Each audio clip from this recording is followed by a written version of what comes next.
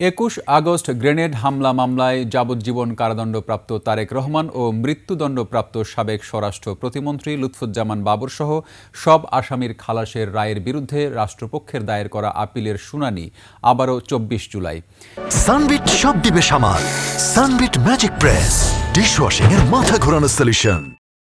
সকাল ৯:৩০ থেকে প্রধান বিচারপতি ডক্টর সৈয়দ রেফাত আহমেদের নেতৃত্বে ৬ বিচারপতির আপিল বেঞ্চে এ শুনানি শুরু হয়। এর আগে গত ১৫ জুলাই ২১ আগস্ট গ্রেনেড হামলার মামলায় তারেক রহমান ও লুৎফুজ্জামান বাবরসহ সব আসামির খালাসের রায়ের বিরুদ্ধে আপিলের শুনানির জন্য আজকের দিন ধার্য করে আপিল বিভাগ।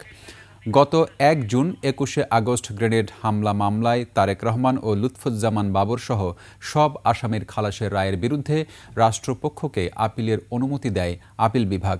হাইকোর্টের রায়ের বিরুদ্ধে রাষ্ট্রপক্ষের লিভ টু আপিল মঞ্জুর করে প্রধান বিচারপতি ডক্টর সৈয়দ রেফাত আহমেদের নেতৃত্বাধীন আপিল বিভাগ এই আদেশ দেয়।